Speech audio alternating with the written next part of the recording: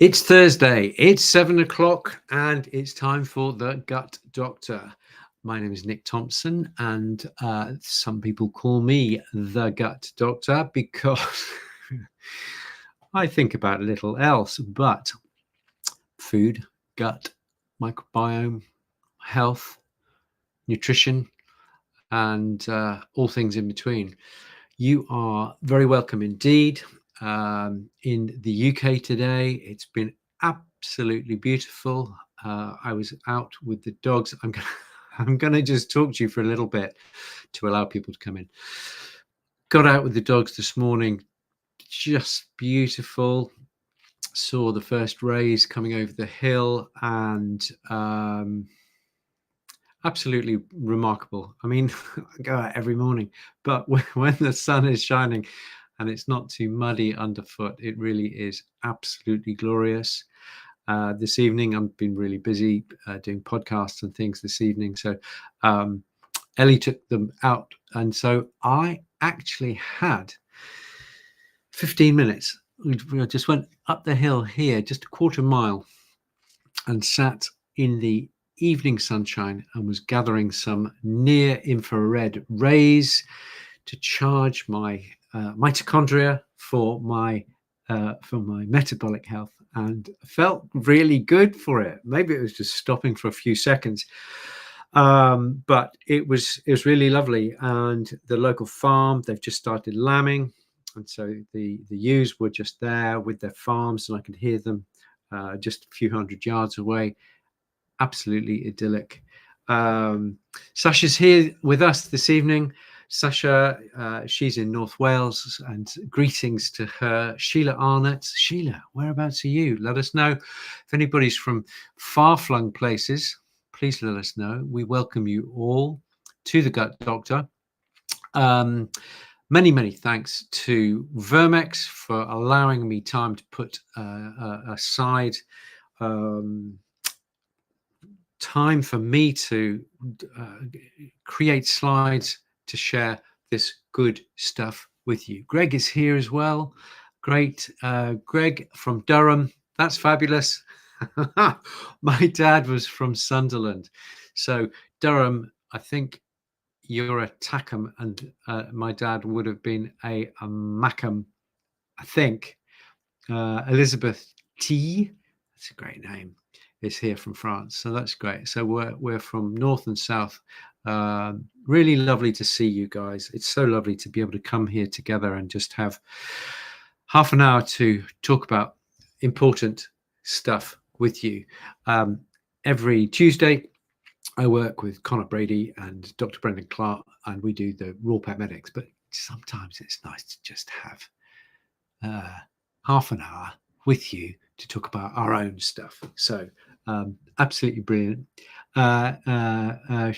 Cheryl is there, and she's London way, Godalming way. So great, Cheryl, great to see you. Sarah's in Petersfield. I started holistic vet practice. I promise you I will get on to itchy dogs in a second.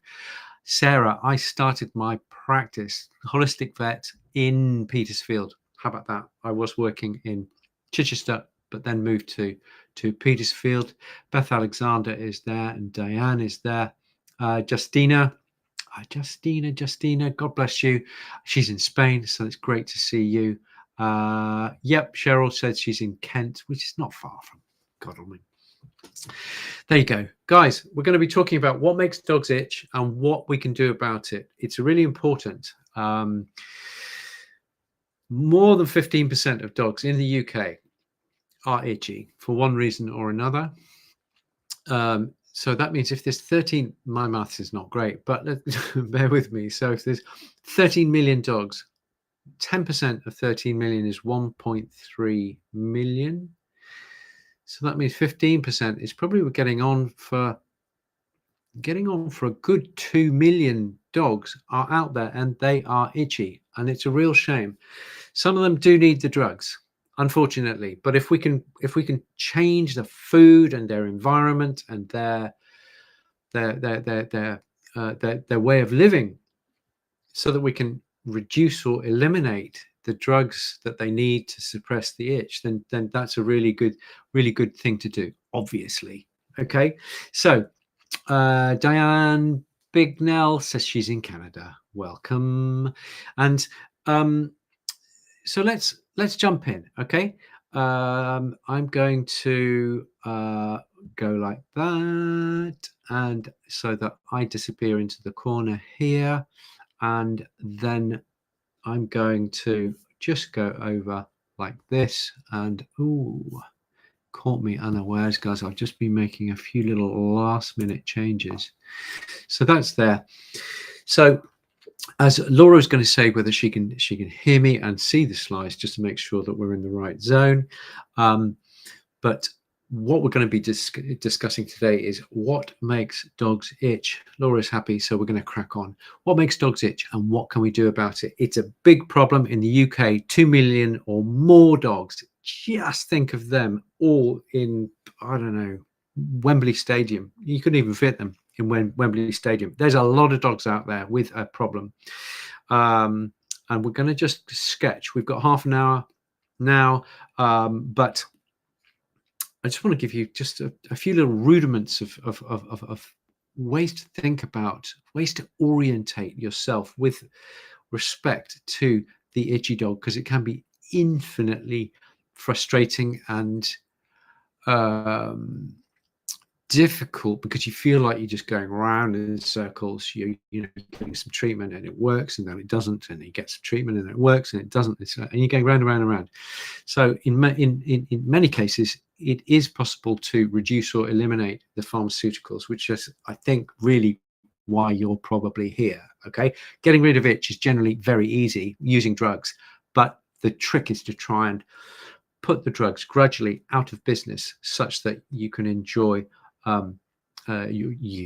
your dog can enjoy an itch-free life, where we can control any itch and get it down into a comfortable zone. I've just finished a course. I've just created a course for everybody. It's called What Makes Dogs Itch and What Can We Do About It? And you can find it on the Holistic Vet shop. If you just go there, you're really welcome to jump into that. That is a comprehensive, it's 12 lessons which expand every element of what we're discussing today. I'll give you the structure of it so you can see whether that's going to be something for you. It's for the dog owner. It's for even if you haven't got a dog and you're just interested in what makes the whole system tick, I think you'll find it really, really useful. So you're welcome to go to the Holistic Vet shop and jump into that anytime you like. That's the structure we're going to use, okay? Because this is the course is based on a handout that I made many years ago, where I tried to distill down the simplest approach to itch, because I think one of the most difficult things is that people feel lost when confronted with an itchy dog. They go to the vets, they get some treatment, they don't know why or how that factors in with other elements of the itch story, and they feel dependent and helpless. And my job as a vet, as the gut doctor, is to help to orientate you so that you can be an active participant in that conversation with the vet. So you can work out whether you're at chapter 1, chapter 3, chapter 20 of the treatment of your dog, why they're using, what you can do to help with the health and the skin equilibrium of that dog, so that if possible, with you and your vet, you can work to reduce the pharmaceutical dependence, which has to be a good thing. So there you go. What makes dogs itch and what we can do about it is the basis on which we are working this evening. You are very welcome, and you are the first. This is the first time I've spoken about this, so I just wanted to share that with you. Okay, I've been thinking of little else but itchy dogs for the last few weeks, so welcome to my world. The first thing is I'd like to introduce you to the idea of itch scoring. Okay, it's really, really handy because when you're treating itch, you need to know what's working, what's not. Are you drifting in the wrong direction? Are you drifting in the right direction? And itch scoring is a mechanism by which you can begin to put some numbers on an otherwise difficult to kind of put your finger on concept. So what I do is I divide itchiness into a 0 to 10. Okay, so it goes 0 to 10. 0 means this is the normal dog. 0 doesn't mean you have an itch-free dog, because everybody, I do, you do, your dog does, every now and again during the day they will have a bit of an itch and then they'll get on with their day. That is normal. What is not normal is having 0, 0, 0, 0 itch ever. Okay, if you've got a dog who does that, well, lucky you. But what I'm trying to say is, if your dog has a bit of an itch when they get out of bed and they're absolutely great the rest of the day, they probably haven't got skin disease. They're probably just waking up, have a stretch, have a little scratch, whoosh, off we go. It's that's really, really normal. Giving this talk and probably listening to this talk, it's actually quite difficult not to feel slightly itchy. So there you go. Welcome to my world. So, and then basically it's just a gradation. So one is itch is just about noticeable. They may be very slightly more itchy than your other dog who has normal 0 itch. A 2, a little bit more. The crux is at 3. I'm comfortable with dogs having a 0 or 1 or 2 or a 3. Yeah, obviously, if you've got a dog who's got 3, I'd prefer it was a 2 or a 1. But 3 is the top end of itchiness, where the dog is not in any distress. Okay, I've put it in orange there over on the right hand side. You don't need to look in any detail today. If you want to revisit the video, it's on my YouTube, it's on my Facebook, and it's on the Vermex Facebook page as well. So you can go to there, and it's being recorded. So it's a ready reckoner. You can come back to this scale to learn about this.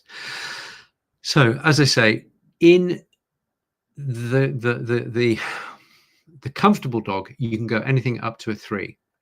As soon as you tip, and it's sometimes slightly subtle going from a 3 to a 4, but and there is a certain amount of kind of gut feel with this. But if you think you're tipping into 4, maybe even 5 territory, then I really think that you need to be doing something about it.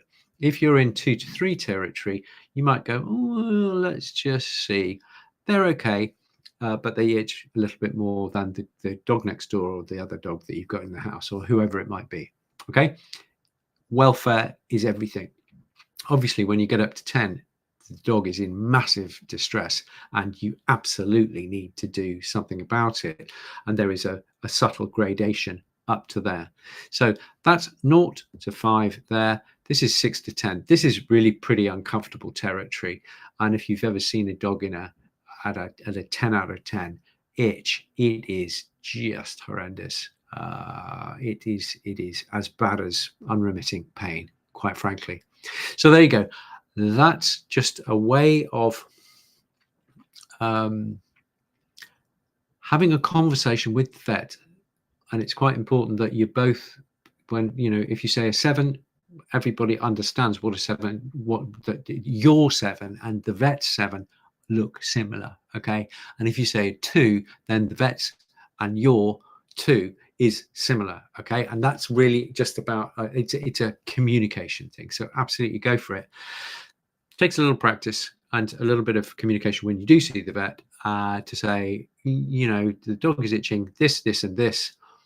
what would you call it? And they'll go, well, it sounds like about a 3 out of 10. And you'll go, oh, I thought it was a 5. Okay, maybe I need to just soften my interpretation a little bit.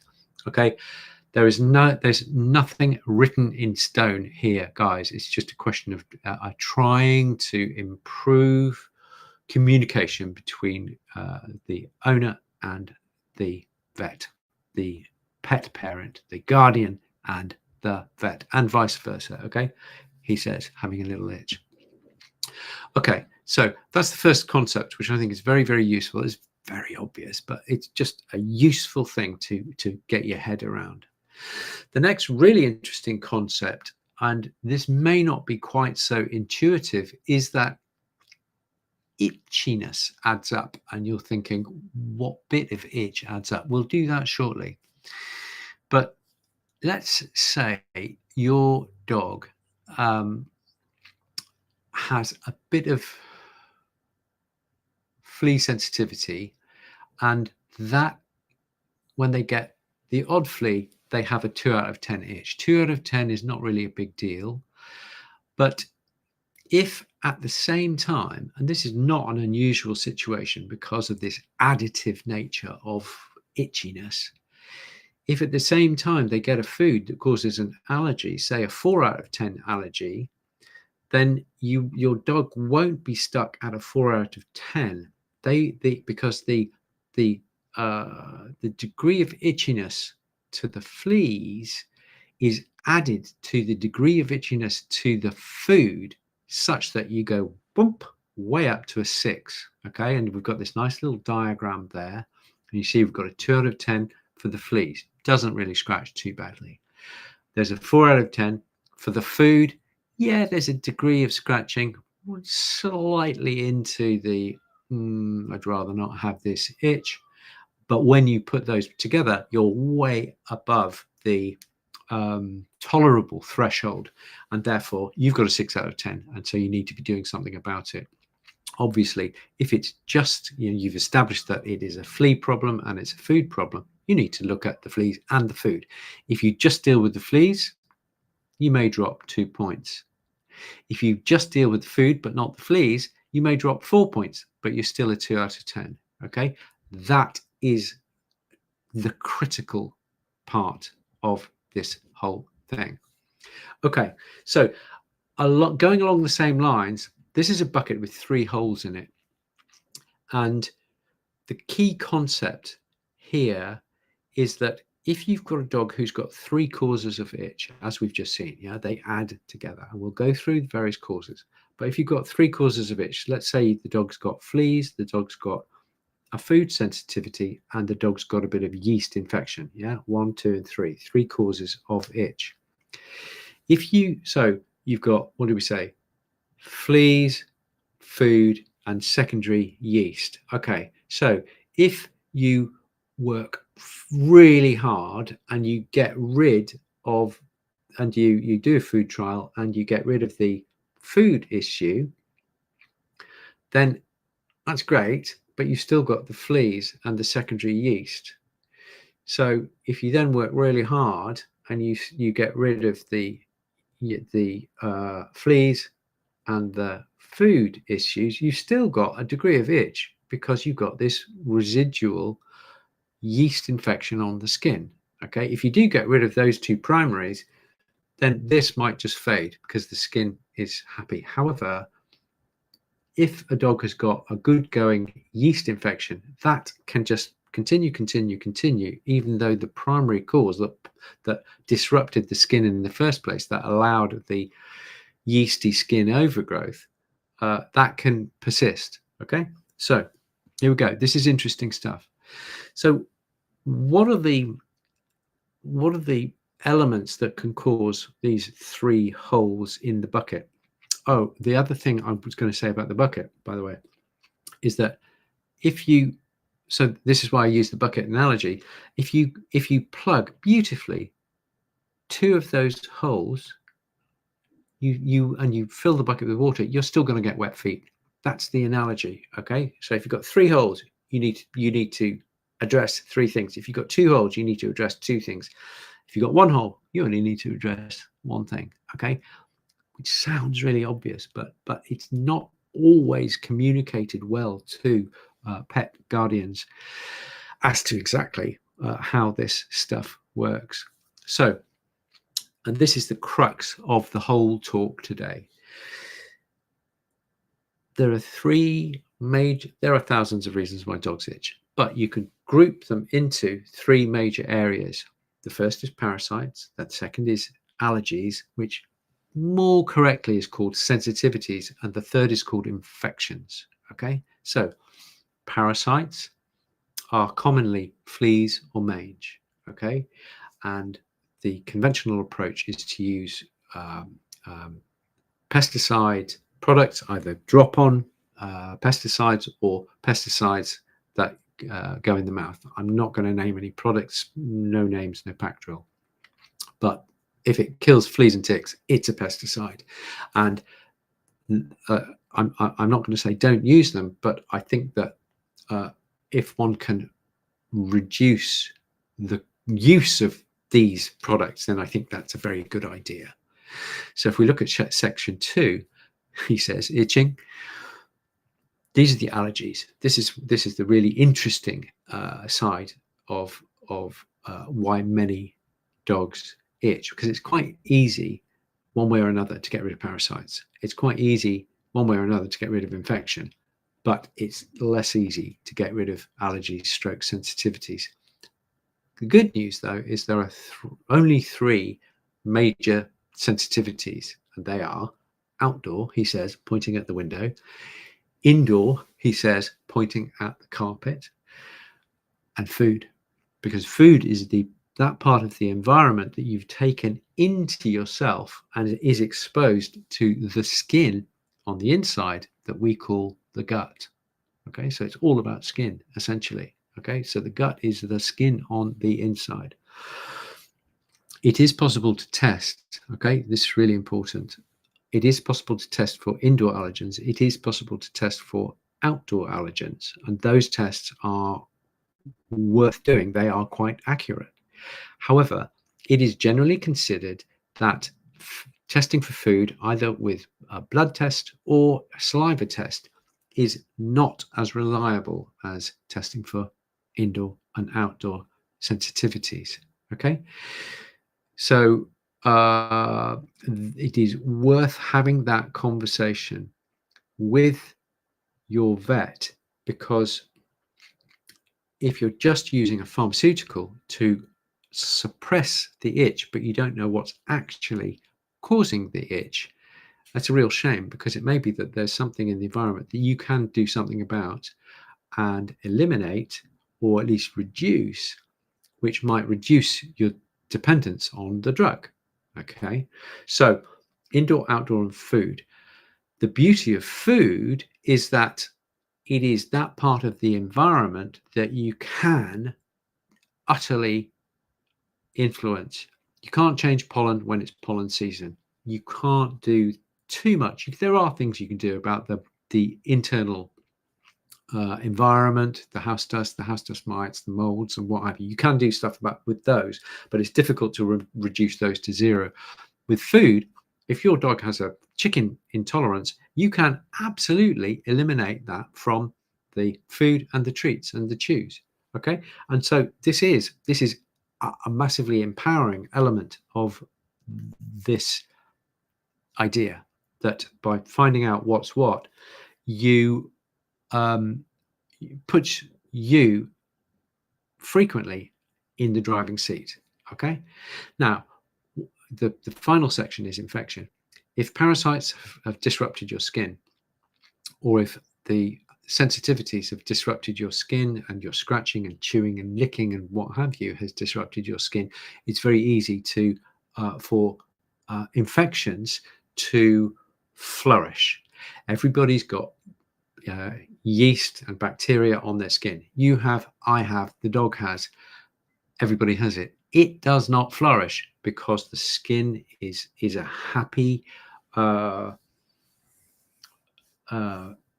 it's a happy environment where the skin microbiome can self-regulate. As soon as you change the parameters, in that you make it a bit hotter or a bit wetter, or the dog chewing at an area or scratching to cause micro damage the skin, then that changes the balance and means that the normal bacteria and yeasts on the skin can get out of control. Okay, so that's how it works. Infection is always secondary to a primary cause. So if your dog smells like Doritos, you need to address that, but you need to think, what is the primary? What about this iceberg is below the surface that we really need to treat? Okay, this is how we go through things in the course. These are the chapters. Okay, so we've got the introduction, but then we go. Chapter 3 is we look at skin parasites. We then look at the pharmaceutical treatment. Yeah, we're looking at the pesticides that we just mentioned, and then we are looking at natural treatments for those. Okay, so this is how we go through each of these 3 sections of the chart that we're discussing. We look at the natural treatment. We look at the problem, for example, skin parasites. Then we look at the pharmaceutical treatment of those problems. Then we look at the natural treatment. And then with skin sensitivities, we look at the pharmaceutical treatment of skin sensitivities. And then we look at the natural treatment of skin sensitivities. And thus we've got a much more complete view. Then we get on to skin infection, and we look at the pharmaceutical treatment of skin infection, and then the natural holistic approach to skin infection. Okay, so very simple, very systematic approach. Let's have a wee look. So like I say, one of the things that you really can do something about, because you can't change the pollen, you can't change much the house dust, you can, and there are factors that you can do, and we go through that in the course. But what you can do is food trials. So with food trials, what we're trying to do is we're trying to reduce the protein that the dog is exposed to in blocks, ideally a 2-week block. And what you'll do is you'll move the dog onto a selected single protein. So this company, ProDog, they do a single protein goat, they do single protein goose, and same for venison, same for wild boar, same for rabbit. Okay, specifically utterly single protein. Okay, and that's why these are very good ones to look at. Other companies do single proteins as well. And what we're doing is we're just saying to the dog, okay, we're going to remove all the proteins except this one. Is that going to have an impact on your itch? Okay, and then we try a second single protein. I usually do 4 in all. Okay, so I'll do 2 weeks on the first, 2 weeks on the second, 2 weeks on the third, 2 weeks on the fourth. Okay, and sometimes there's a bit of a transition between those. That's okay. We talk about transitions just here.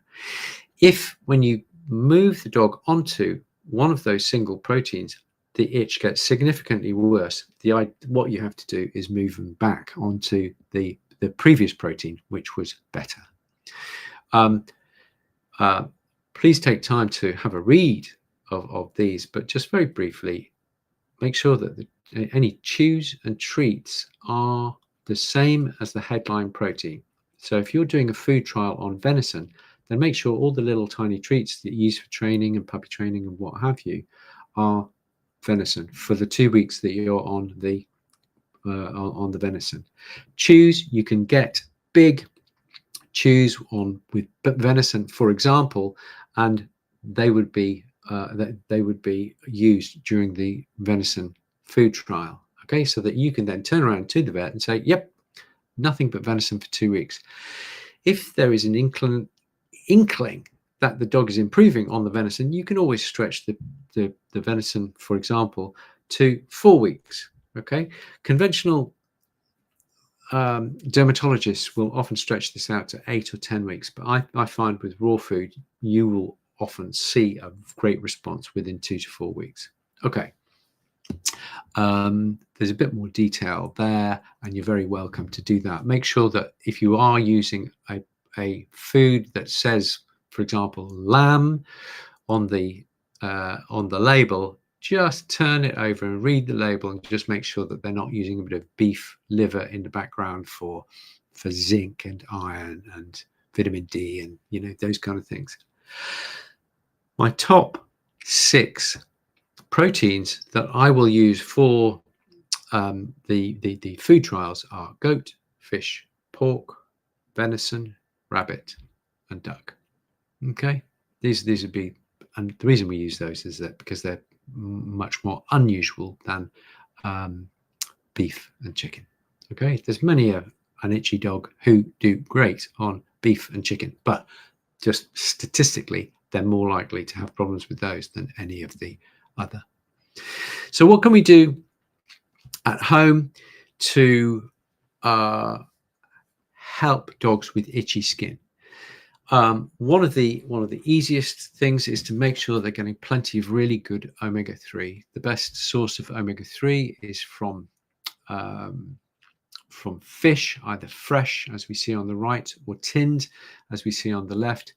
This is it's very cheap, it's very easy, and it's very high quality omega-3. It's fresh, no rancidity whatsoever. So always, if you've got an itchy dog, make sure you're getting a maximum level of omega-3. If you are giving omega-3, make sure that, and it's a supplement, make sure that it does have some vitamin E in the ingredients as well. The other thing is our herbal supplements. Okay, and so our friends at Vermix, they do a product here called Itch Ease. It does what it says on the tin. Contains wonderful herbs, cinnamon, garlic, thyme, peppermint, and what have you, and that's definitely worth using. However, if your dog, for example, if your dog has a chicken sensitivity and you continue to feed chicken and you try this herbal combination or any herbal combination, you're probably not going to make very good progress, because the chicken in this case that we're describing, the chicken is provoking skin inflammation. Okay, and so the Itch Ease is going to be trying to reduce and normalize and equilibrate skin function, while the chicken is trying to exacerbate. Okay, so the ideal is that you look at the food side of things, which is why we've gone through the food trials, but at the same time you're using herbs to help the body equilibrate. This is an exclusive. The Vermex is just coming out with a new product called Shine, and it will help with coat quality, but it's so much more. If you've got a dog who has got itch, I think that this combination is going to be very useful as well. Calendula, it contains calendula and chamomile, which are both calming to the skin and healing to the skin. Nettle and cleavers are very useful. Nettle has an antihistamine effect. Cleavers helps the lymphatics, helps with inflammation in the skin. Burdock helps with light infection in the skin. Dandelion root helps with the liver and kidney function, because you need your liver and kidney in good shape, because if they're a little stagnant, the body will use your skin as an eliminatory organ. Okay, you should get rid of waste through your kidneys and your liver, but if they are compromised, even very slightly, then the skin is another exhaust vent. It's another eliminatory organ, and your skin is not really a very good eliminatory organ, because if you've got a lot of body toxins coming out through your skin, then that can disrupt skin function. Kelp, anti-inflammatory, antioxidant, full of minerals to help with normal skin function. So nice, a couple of products there to have a look at. Okay. Finally, sorry, I've gone way over it again, but this is all very, very good stuff. Come and join us on Raw Pet Medics. We are so the Raw Pet Medics are on the right. We've got Dr. Connor Brady. Then there's me with the glasses on my head in the grey, and then the two. These are two friends of the show. This is in the middle. We have got Rodney Habib and Karen Becker. And they are not the Raw Pet Medics, but they're good buddies. We saw them in San Diego last year when we went over there. And finally, on the right, we've on the left, we've got the good doctor Brendan Clark, who he makes up the third of the Raw Pet Medics. Facebook group, Facebook Live, 7 p.m. UK time for those guys in Canada and in France. Come and join us. It's a freebie. You're welcome to come along. We don't take ourselves too seriously, but we talk about serious stuff like itchy dogs and nutrition, vitamins, vaccination, thyroid disease, all sorts. The programs are recorded, so you're welcome to jump into those. If you're interested in joining the Raw Feeding family, you don't need to be a vet. You don't need to be a vet nurse. You're welcome to join as a lay member, a dog owner member. You're welcome to come along and join us. We're trying to revitalize the Raw Feeding Veterinary Society to take it forward, and we'd love to see you there. And just to say, yep, this is the course that and the structure that we've just been through is there, and we go through that in much more detail. So if you've liked what we've been through today, and it's just a smattering of the whole thing, then you'll love the full extended version. I've chopped it up into 12 small chapters so that it's actually it is digestible, okay, because 3.5 hours just on itchy skin will probably kill you.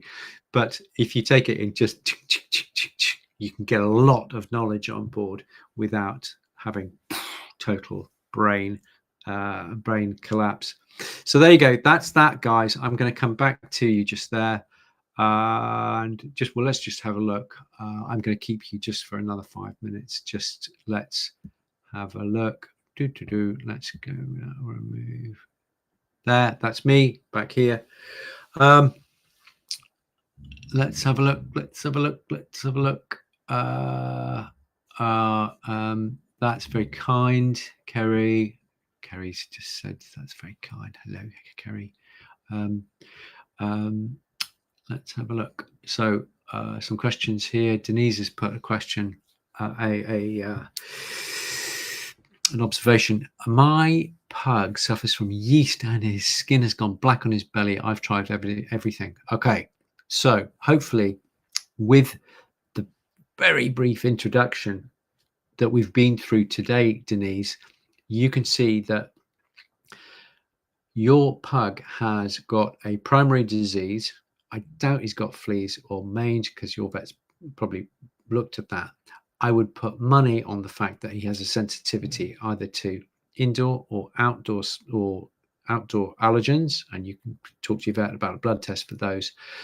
But if you're lucky, he just has a food sensitivity. Yeah, I remember the beef and the chicken thing, and it may be that just a change in diet, you can help that whole thing by using herbal products like the ones that we've just been through. But if you just treat the yeast, you will be there forever. You will treat the yeast and it will come back, and you'll treat the yeast and it will come back, because it is living on the back of the primary cause. So that would be very much where you want to go with that. Let's just have a look, see if we've got any other little questions. That's great. Okay.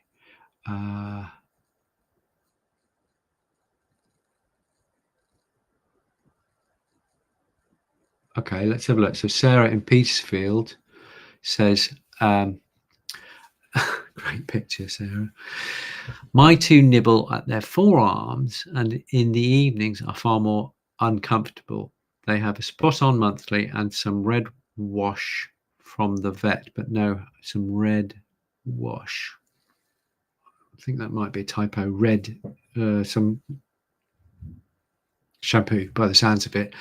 Okay, sounds to me, Sarah, like you don't know what's causing the itch in the first place. Not your fault. Definitely worth having a chat with the vet to say, listen, they're both nibbling the forearms, and through the day they get more uncomfortable, such that in the evening they are at their most uncomfortable. If it's seasonal, it might be pollen allergy. They're having spot on monthly. I would be looking at that with your vet and saying, is there any way that we can reduce that? Nothing wrong with drugs, but the best drug is the drug you don't need to use.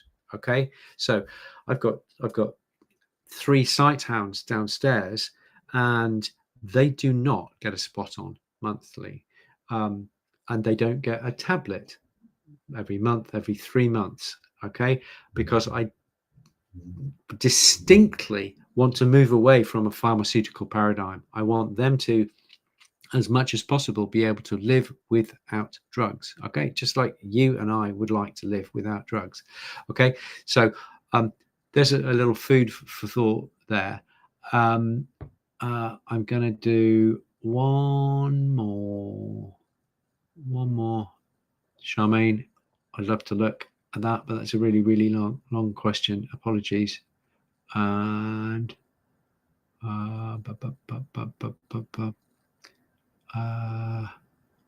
let's have a look. Another.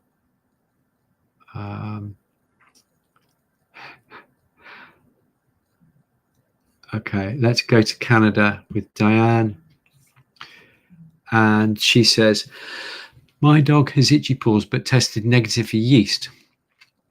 Top herbs would you use to get rid of it? Can't get Vermex in Canada. That's a shame. Okay. So the herbs, I think we're putting the cart before the horses here. I would suggest that if your dog got itchy paws, the first thing you need to do, because remember, yeast is always secondary. Something else is inviting the yeast in.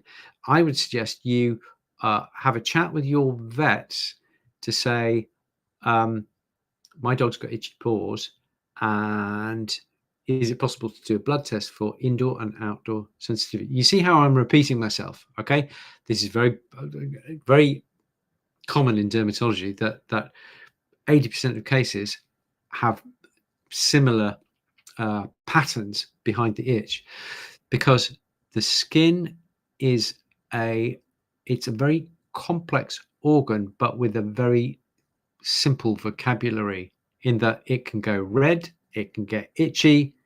If it's gone red for long enough, it will then go black. In humans, that's called suntan. And so it's got a very limited way of expressing that it's unhappy.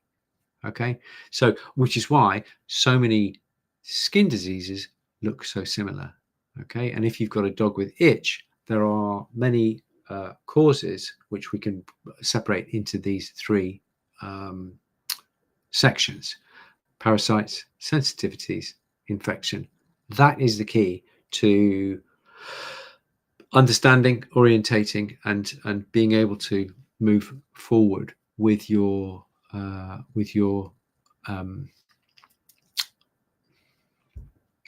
with getting on board, with working hand in hand with the vet for greater understanding of the dog, so that you don't need to go to the vet quite as often.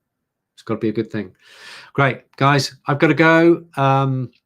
Thank you for all staying with us. Oh, Beth says the red wash is Hibby Scrub. Hibby Scrub is really pretty strong. I'll be having a chat with your vet about that. There are very good products which are not as harsh. It does what it says on the tin, okay, but it is pretty strong. And if you haven't got infection, there's no point in using Hibby Scrub. Okay, I love Hibby Scrub, but there's a time and a place for it. Okay, I think you need to find out what's causing the problem, Beth, and that would be the thing. Justina says, can allergies be genetic? I think a predisposition to, hiya, Justina, you can have a predisposition, yeah, which can be familial. Look at Westie skin. Yeah, there are certain lines of Westies who have these sensitivities. Okay, and so yes is the short answer there. So again, here you go. I should go, but here we go. These are very interesting questions. Elizabeth says, yes, you can have a genetic predisposition to getting certain sensitivities, but just because you've got a gene doesn't mean that you express it. Okay, I may have a gene linked to lung cancer. That doesn't mean that necessarily I'm going to get lung cancer. Okay, having genes and expressing them are two different things. If you're interested in that side of things, there's a whole area of genetics called epigenetics, epigenetics. Okay, and so there you go. I'm going to go and get some dinner and go and see the dogs, go and see Arthur. Ophelia is off on a school trip. And so that's us for today. I'll leave you to it, guys. It's great to see you. I'm going to be, oh, you'll love this. I'm going with the Raw Pet Medics to South Africa next week to talk to the South African vets about raw food and all things health. So the Gut Doctor talk in April is going to be a wee bit later. Keep an eye on the Vermex website, and you'll be able to see when we put that show on. There you go. Great to see you. Thank you very much. Really appreciate your support. Take care of yourselves. Yeah, I could keep talking all night. I'm gonna go. Guys, really great to see you. Thank you so much. And see you after Easter, and we'll have another discussion on the Gut Doctor. All the best.